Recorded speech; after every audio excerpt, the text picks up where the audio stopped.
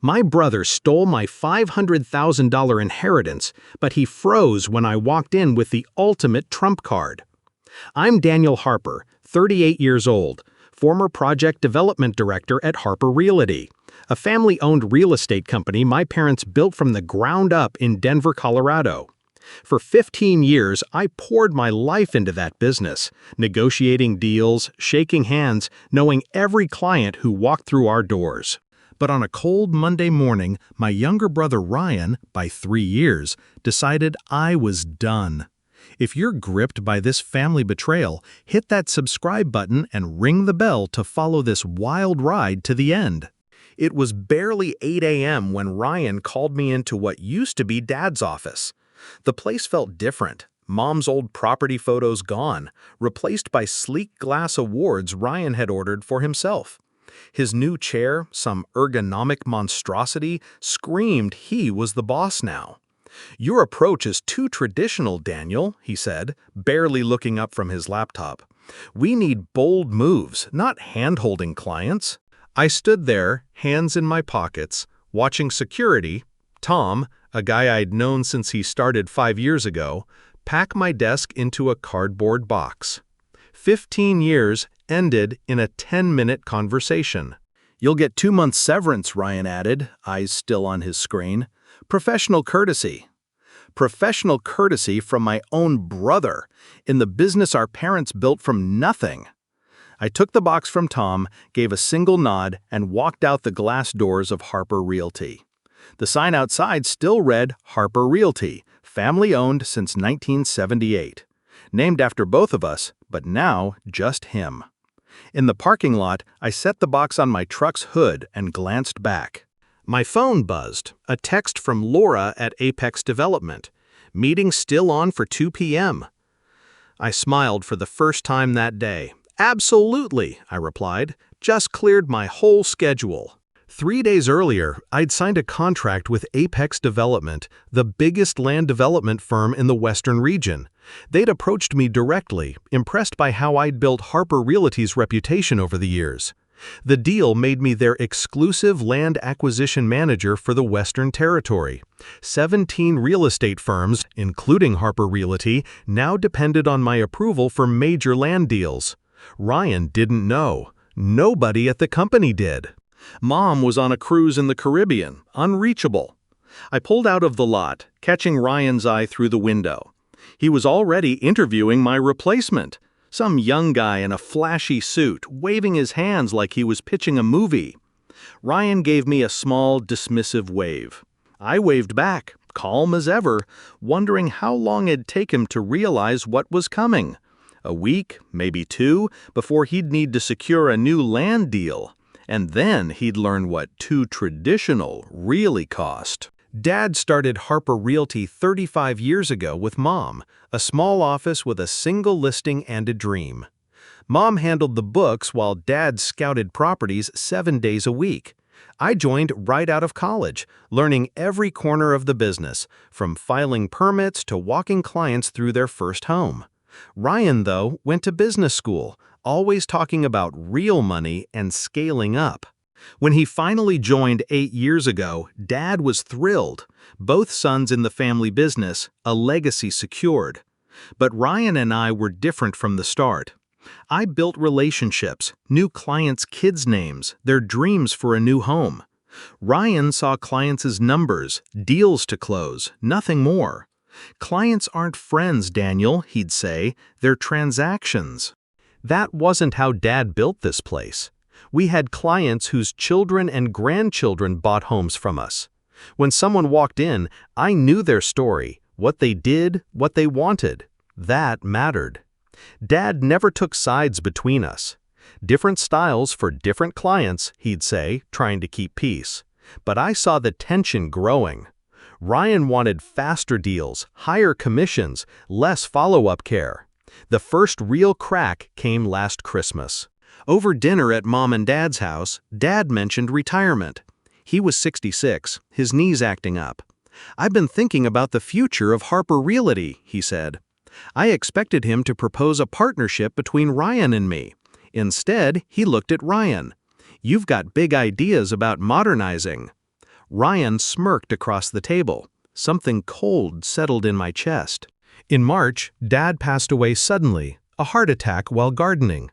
Mom was devastated, handed the reins to Ryan in June per Dad's will. I'd stay on as project development director. That was the plan. Dad trusted Ryan to keep me on, value my experience. But the shifts came fast. My team was reassigned. My office moved to a smaller space near the copy machine. Just streamlining operations, Ryan explained when I asked. Then, last month, reps from Apex Development came to the office. They were our biggest partner, supplying land for our biggest projects. Ryan was tied up with investors, so I took the meeting alone.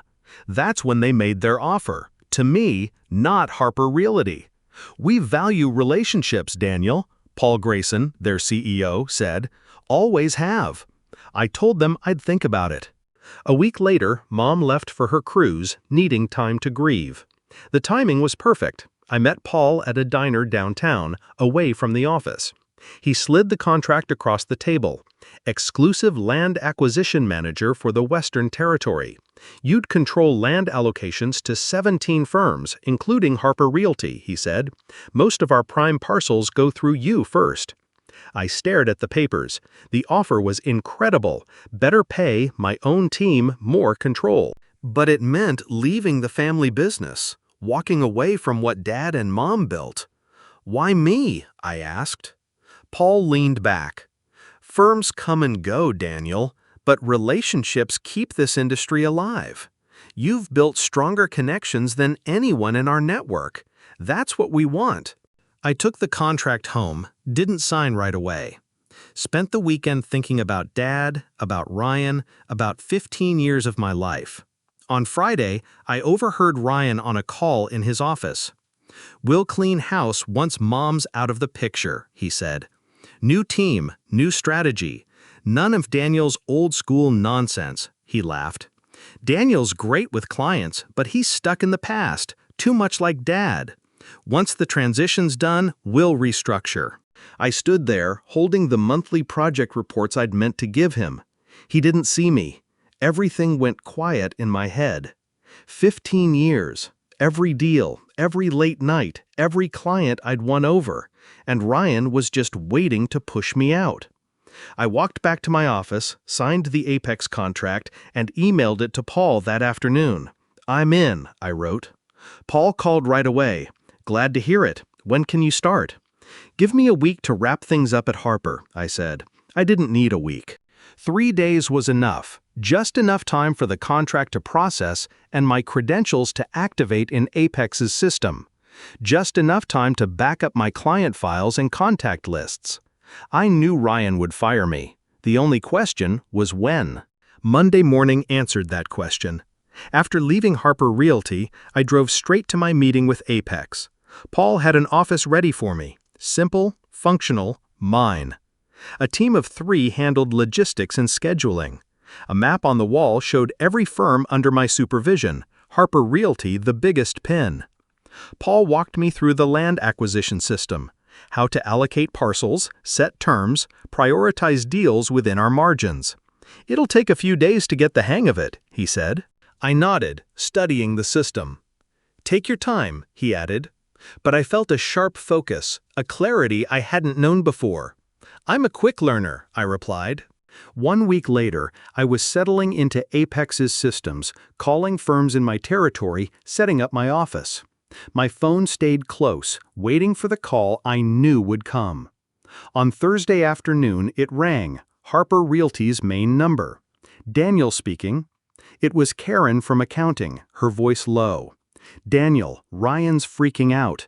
We can't get any land deals confirmed. The system keeps flagging our requests for review." I leaned back in my chair. "Sounds like a supplier issue." "That's why I'm calling," she said. "Ryan tried Apex, but they're stonewalling him. You always handled them before." I paused. "I don't work there anymore, Karen." Silence. Then, "I know, but we've got clients waiting. Our project pipeline's drying up." I felt a pang, not for Ryan, but for the team, good people who relied on those deals. Tell Ryan to follow the proper channels, I said. It'll sort itself out. 2 hours later, Ryan called. I let it go to voicemail. His message was predictable, angry, demanding. Said I must have screwed up the system before I left. Said I needed to fix it. I waited until the next morning to call back. Harper Realty, Ryan speaking. It's Daniel, got your message. About damn time, he snapped. We need 3 land parcels by Tuesday. The system's blocking everything. I kept my tone even. Have you talked to your Apex rep? They keep redirecting me, he said. Some new approval process. Just tell me what you did to our account. I didn't do anything to your account, Ryan. Then why's this happening right after you left? I let the silence hang. Maybe you should ask for the regional land manager. That's what I'm trying to do, he said, voice tight. Nobody will tell me who's handling our territory. I could picture him pacing, running a hand through his hair like always when stressed. It's me, Ryan. The line went quiet. What are you talking about? I'm Apex's new Western Regional Land Manager. All land allocations for your territory go through me now. Another long pause. That's not possible, he said. You can't just... I didn't just anything, I cut in. Apex approached me last month. They value relationships, always have. I heard him breathing, processing. So what, you're holding our deals hostage? That's illegal. I'll call Mom. It's not illegal, I said. It's business. I'm following Apex's standard procedures. Mom's unreachable, remember? This is because I fired you, he said, voice low. Grow up, Daniel. No, I said. This is because I'm doing my job. Your firm will get its allocation based on the same criteria as everyone else. No special treatment. What's that supposed to mean? It means your first big land order as owner just got flagged for review. Standard procedure for new ownership. I'll need to assess your firm's status. How long will that take? His voice cracked. 2 weeks, maybe 3, I said, glancing at my calendar. 3 weeks? We'll have no projects by then. That's the process, Ryan. He tried a softer tone. Look, Daniel, I know you're mad, but this is family. Dad built this for both of us. I remember, I said, voice steady. But like you said, times are changing. Your approach was too aggressive, not relationship-focused enough. You son of a... I hung up, staring out my office window at Denver's skyline. I didn't feel the triumph I'd expected, just a hollow ache, something broken that might never mend. My phone rang again. Ryan. I declined. Then it rang once more, Mom's number. This was getting complicated. Daniel, it's Mom. What's going on? Ryan says you're blocking land deals. I closed my eyes, phone pressed to my ear. I hadn't expected Ryan to reach her on her cruise. I'm not blocking anything, Mom. I'm working for Apex now. Ryan fired me last week. A long pause. He? First day as owner, said my approach was too traditional, had security walk me out. Mom's breathing shifted. He told me you quit, said you got a better offer and walked away. The betrayal cut deeper, hearing it again. Even now, Ryan was lying. Mom, I've got the termination papers. 2-month severance. Professional courtesy, he called it. She went quiet. I could picture her on the cruise ship, staring at the ocean, trying to make sense of her sons falling apart. And now you're with Apex, she said. I'm their Western Regional Land Manager. All firm allocations, including ours, go through me. She sighed. So you're getting back at him. I'm doing my job, I said, same as I'd told Ryan. His orders flagged for review. Standard procedure for new ownership. Daniel, her voice carried that old weight of disappointment, this is the business your father built for both of you. I know, Mom. I gave it 15 years. And now what? You two destroy it? I stood, walked to the window. I didn't start this. But you're finishing it, she said, by choking your brother's deals. I never said I wouldn't approve his order, but you'll delay it, not a question. I didn't answer. I'm coming home, Mom said. This needs to be fixed. I'll be there tomorrow. Don't do anything until we talk." She hung up. I set my phone down, watching cars below. Mom would be disappointed, but she didn't know everything. Not yet. She didn't know Ryan had planned to cut me out long before Dad died. Paul knocked on my office door, stepped in. "Everything okay?" "Family stuff," I said. He nodded. "Heard Ryan Harper's been calling our main office, demanding expedited service." "He would," I said. Paul closed the door. "Daniel, when we brought you on, we knew this might be tricky. But we also know loyalty goes both ways." I turned to face him. "There's something I didn't tell you," he said. "Your brother approached us 3 months ago. Wanted to switch land suppliers once he took over. Said our terms were too expensive, our process too slow." My stomach dropped. He was going to drop Apex? "He was shopping around," Paul said. "Told us if we couldn't cut costs by 15%, he'd move all Harper Realty's projects to Pinnacle Properties." Pinnacle, Apex's biggest competitor, known for cheap land deals with shoddy permits and no long-term value. "He wouldn't," I said, but I knew he would. It fit everything else. Paul shrugged. "We've seen it before. New owners want to make a splash, cut corners. Your dad never would have gone for that. Harper's been with Apex since day one." "Dad wasn't in charge anymore," I said. "That's why we came to you," Paul said. "We value the relationship your parents built. We want to keep it in the family, the right side of the family." I sat down, processing. Ryan hadn't just betrayed me. He'd planned to unravel everything Dad and Mom valued. The quality, the reputation, the partnerships. "I didn't know," I said. "Now you do," Paul said, heading for the door. "For what it's worth, your brother's application is still under review. How long that takes is up to you." He left. I stared at my computer, Ryan's pending land order on the screen. My finger hovered over the keyboard. Mom would be here tomorrow, expecting answers. But now I saw what was at stake. Not just my fight with Ryan, but Dad's legacy, everything Harper Realty stood for. I couldn't sleep that night.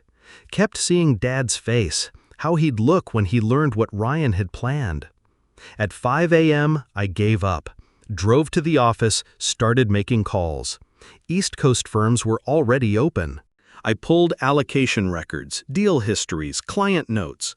By 7, I had a clear picture of Apex's territory operations and where Harper Realty fit.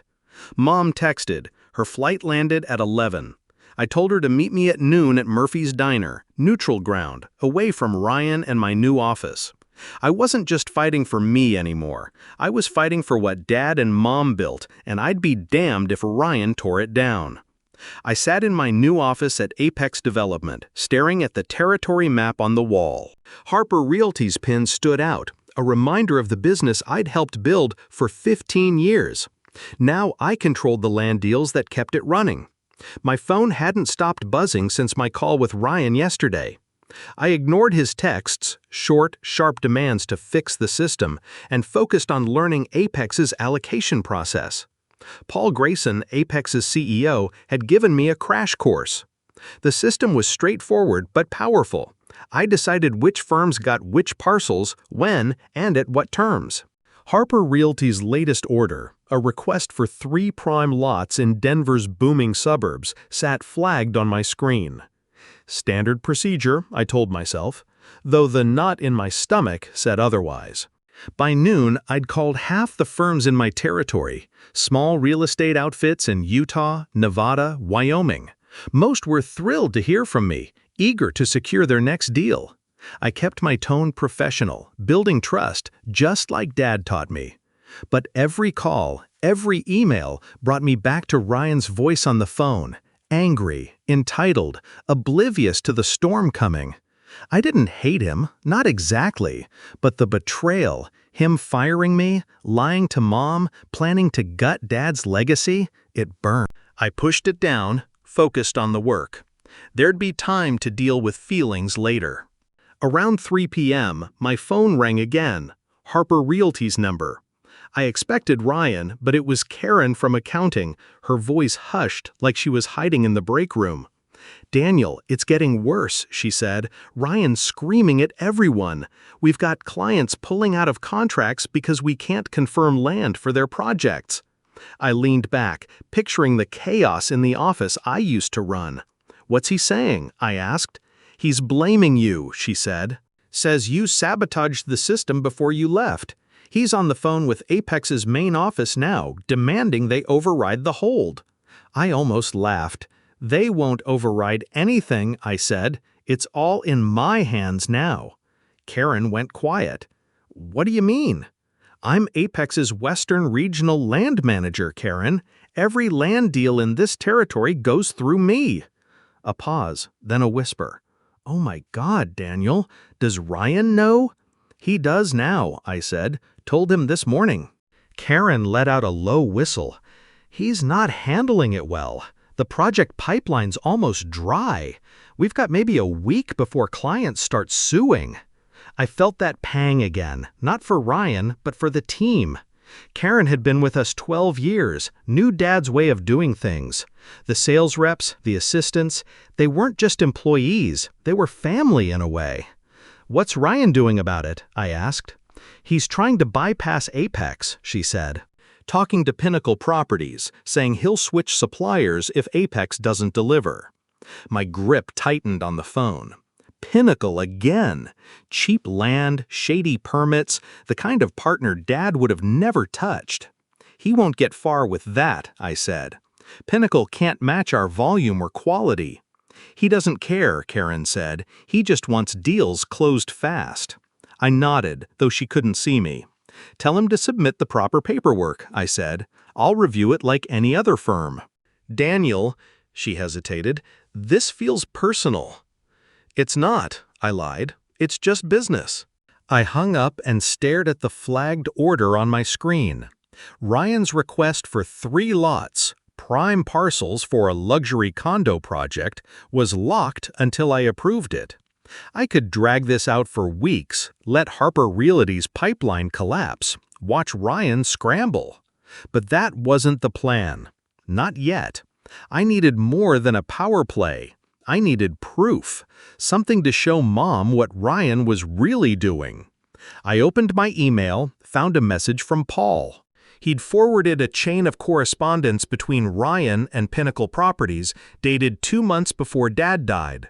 Ryan had been negotiating to switch suppliers, promising to move all of Harper Realty's projects to Pinnacle if they could undercut Apex by 15%.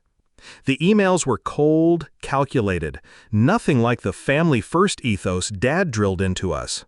I printed them, tucked them into a folder. Mom would need to see this.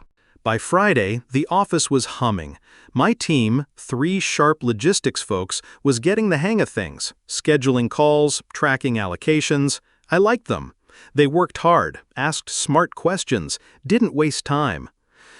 But my mind kept drifting to Harper Realty. I hadn't heard from Ryan since our call, though Karen texted updates, clients canceling, Ryan yelling at staff, the office a mess.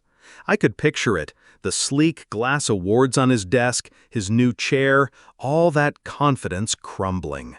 Part of me wanted to feel bad, part of me didn't.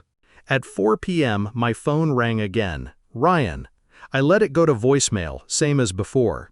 His message was sharper this time, almost desperate. "Daniel, this isn't a game. We're losing clients. Whatever you did to the system, undo it. Call me back." I didn't. Instead, I called Karen. "Any updates?" I asked. "It's bad," she said. "Ryan's telling everyone you're out to ruin the company. He's got a meeting with Pinnacle tomorrow, says he's done with Apex." I leaned forward. "Tomorrow? Where?" "Some steakhouse downtown," she said. "He's taking their rep out, trying to seal a deal." I made a note. "Thanks, Karen. Keep me posted." "Daniel," she said, "be careful. Ryan's not himself." I didn't reply, just hung up. Ryan wasn't himself because he was never the person Dad thought he was. That evening, I drove to the steakhouse Karen mentioned, not to confront Ryan, just to see. I parked across the street, Watched him walk in with a guy in a cheap suit. Pinnacle's rep, no doubt. Ryan looked tense, checking his phone every few seconds. I didn't stay long. Didn't need to. I knew what he was doing, trying to cut Apex out, just like Paul warned. I drove home, the folder of emails on the passenger seat. Mom's flight was landing in a few hours. I'd meet her at Murphy's Diner, show her everything. But first, I needed more. Saturday morning, I got to the office early, pulled every record I could on Harper Realty's past deals with Apex. The data told a clear story. Our best projects, the ones that kept clients coming back, were built on Apex's high-quality parcels. Pinnacle's land was cheaper, sure, but their projects fell apart. Zoning issues, environmental complaints, delays that cost millions. Switching to Pinnacle would tank Harper Realty's reputation in a year, maybe less. I printed the data, added it to my folder. Then I called Stephen Brooks, our security guy. "Stephen, it's Daniel. I need a favor." "Name it," he said. He'd always liked me, said I treated him like a person, not just a badge. "Can you get me the last 3 years of client feedback reports? Off the record." He hesitated. "Ryan's got everything locked down, says it's proprietary." "Stephen," I said, "you know what Dad stood for. I'm trying to save it." A long pause. "I'll see what I can do. Give me a couple hours." By 10 a.m., my inbox pinged. Stephen had come through, spreadsheets showing client satisfaction, repeat business, all tied to Apex's parcels. Ryan's plan to switch suppliers would gut everything we'd built. I drove to Murphy's Diner, the folder heavier now with proof. Mom was already there, sitting in a corner booth, looking worn from her trip. Her coffee sat untouched, steam curling up. "You look tired," I said, sliding in across from her. "You look angry," she replied. I didn't deny it. "Ryan's telling a different story," she started. "Says you're sabotaging the business out of spite." "I figured he would," I said. I slid the termination papers across the table, my severance agreement, signed by Ryan. Mom read them, her face tightening. "This doesn't sound like him," she said. I pushed over the Pinnacle emails next. "This does." She scanned them, her brow furrowing. "What am I looking at?" "Ryan's plan to switch suppliers to Pinnacle Properties," I said, "started months before Dad died. He wants to cut costs, boost profits, doesn't care about quality." Mom's hands gripped the papers. "Pinnacle's a disaster. Your father would have never." "I know," I said. "That's why I'm doing this."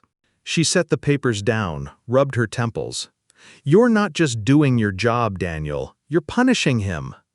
"I'm protecting what you and Dad built," I said. "Ryan fired me, lied to you, planned to sell out Dad's legacy. Look at the last page." I pointed to the financing inquiries, requests Ryan had made to 3 real estate conglomerates, valuing Harper Realty for a potential sale. Mom's eyes widened. "He's planning to sell?" "That's my guess," I said. "Run it into the ground for quick profits, then cash out. He's been setting this up for months." Mom stared at the table, processing. "I don't understand. Why would he do this?" "Fast money," I said. "Looks great on paper for a year or two, enough to make him look like a genius before he sells to a chain and walks away." She looked up, eyes sharp. "And you? What's your plan?" I pulled out another folder, one I'd worked on all morning. "This is my real plan," I said. "Not punishment, protection." I opened the folder, showing her a proposal for Harper Realty to become a premium Apex partner. Exclusive land deals, high-end projects, better margins, stronger client loyalty. "This is what Dad would have wanted," I said. "Quality over quantity, relationships over transactions." Mom studied the numbers, her expression softening. "These projections are solid," she said. "You've been tracking this for years." "I have," I said. "Our best clients come back because we care, not because we're the cheapest." "Ryan won't go for this," she said. "No," I agreed, "he won't." She looked at me, understanding dawning. "Then what's the point?"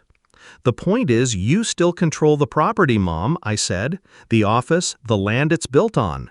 Ryan only owns the business." Her eyes narrowed. "You want me to evict my own son?" "I want you to give him a choice," I said. "Run Harper Realty the right way, our way, or sell his share back to us. He keeps his license, starts fresh somewhere else. We keep the Harper name, the reputation." "Us?" she said. "You and me," I said, holding her gaze. "Partners." Mom leaned back, watching me like she was seeing me for the first time. "Ryan underestimated you," she said. I didn't reply, just waited. She reached for her phone. "I need to call Patricia," she said, "my attorney. I want her to pull the property lease for the office, today." She dialed as I sat there, the weight of the moment settling in. "Patricia, it's Linda Harper," she said.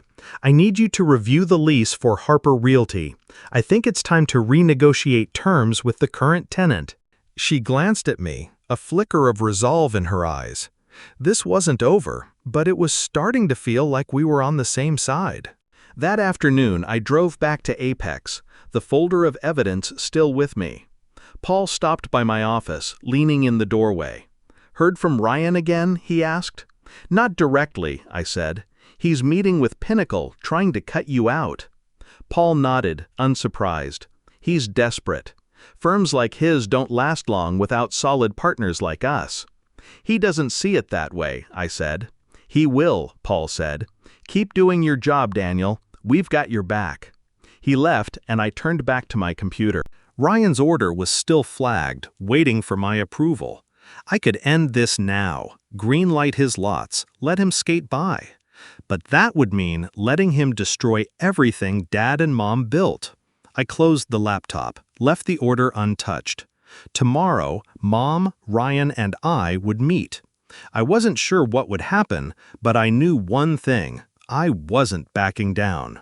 Sunday morning, I sat in my truck outside Harper Realty, the folder of evidence heavy in my lap.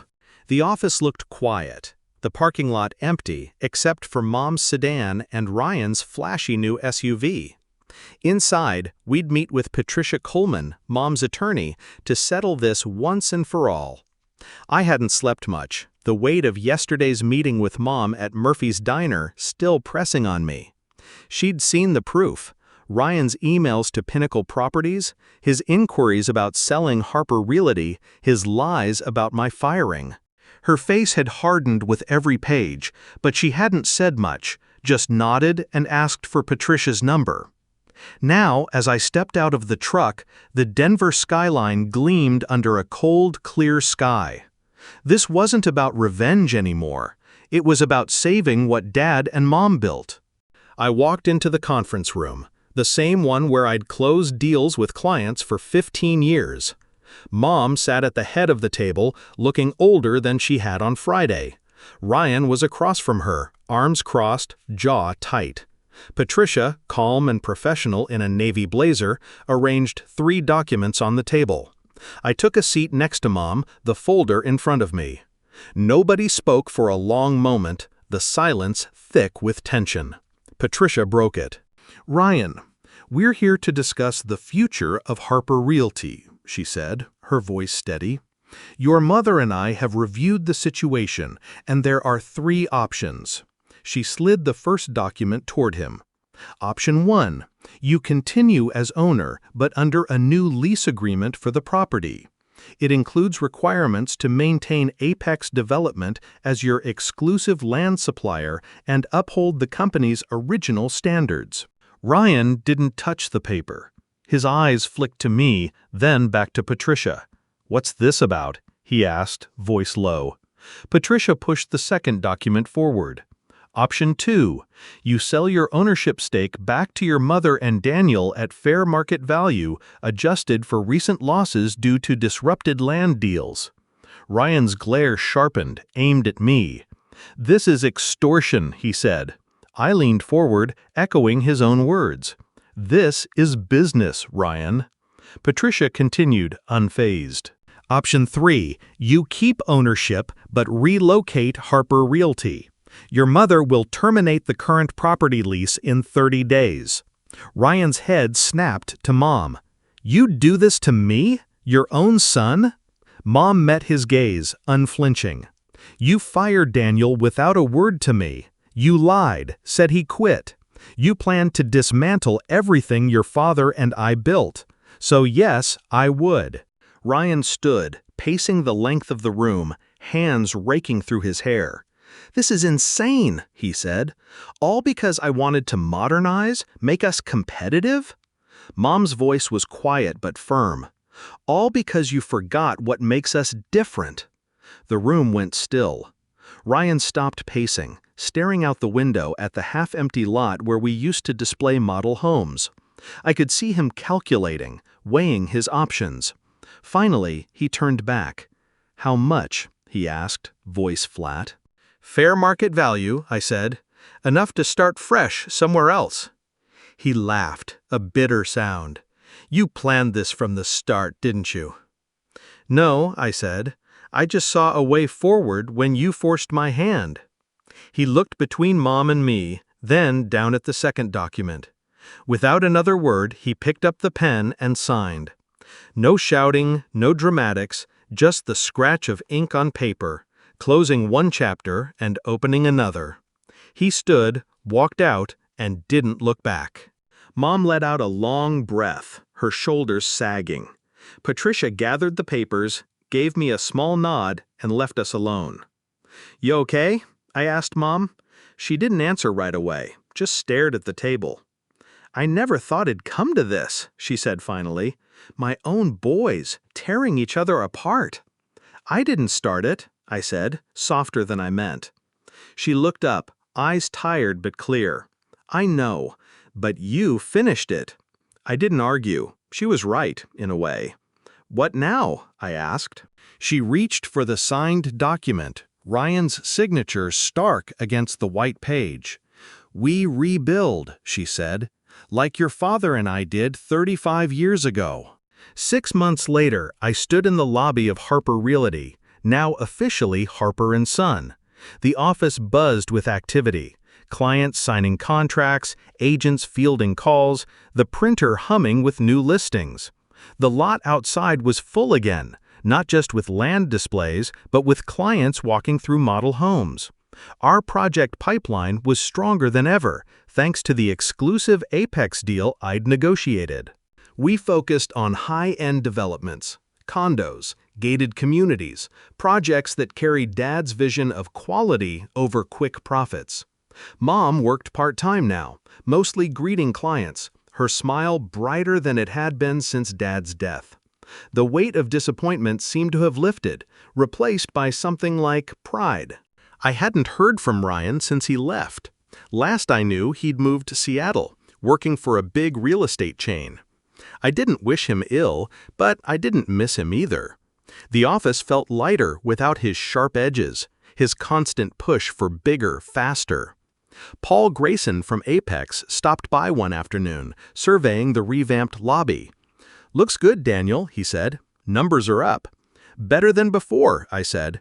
The premium projects are selling faster than we can build them, he nodded. Relationships, like I said, like my dad said, I corrected. Paul smiled, clapped my shoulder, and left. That evening, I walked out to the lot where Mom was showing a young couple a model home, a sleek, modern design with energy-efficient features. I watched her hand them her card, tell them to call her directly, even on her personal line. Some things never changed, and they shouldn't. As we closed up, Mom lingered in the lobby, looking at the new sign above the entrance, Harper & Son. You know, she said, I always thought it'd be like this someday. Your father and I, we built this for you boys. She paused, her voice catching. I was wrong about Ryan, but I was wrong about you too. I turned to her. How's that? I thought your way was too cautious, too much like your father's. Turns out, it was the strong one all along. We locked up and walked to our cars. The Denver skyline glowed against the dusk, a reminder of how far we'd come. Mom paused by her sedan. "You could have destroyed him, you know," she said. "Blocked his deals completely, run him into the ground." "Wouldn't have been right," I said. She nodded, a small smile breaking through. "That's why you're here, and he's not." I watched her drive off, then turned back to the office. Our office. Not built on spite or resentment, but on the same foundation it always had. Doing right by people, even when it's hard. Especially when it's hard. The next morning, I got to the office early, reviewing new land allocations from Apex. My team was already there, sorting through proposals, scheduling site visits. Karen stopped by my office, a stack of client feedback forms in hand. "These came in yesterday," she said. "Best ratings we've had in years." I skimmed them, glowing reviews, clients praising our attention to detail, our commitment to their needs. "Keep it up," I told her. She grinned. "You're sounding like your dad." I laughed, the first real laugh in weeks. Maybe I was. By noon, I was on a call with a new client, a developer looking to build a community center. They wanted a prime lot, one of the parcels Ryan had tried to secure. I approved it, set fair terms, and scheduled a walkthrough. It felt good, like I was finally doing what I was meant to do. Not just managing deals, but building something lasting. My phone buzzed mid-call, a text from Steven, the security guy. "Heard from Ryan," it read. "He's pitching to some big firm in Seattle. Sounds like he's doing okay." I texted back, "Good for him." And I meant it. Ryan had made his choice, and I'd made mine. Harper reality was ours again, mine and Mom's, and we were carrying it forward. That afternoon, Mom came by with a framed photo, one I hadn't seen in years. It was her and Dad standing in front of the original Harper Realty office in 1978, a tiny storefront with a handwritten sign. She hung it on the lobby wall, right next to the new Harper & Son logo.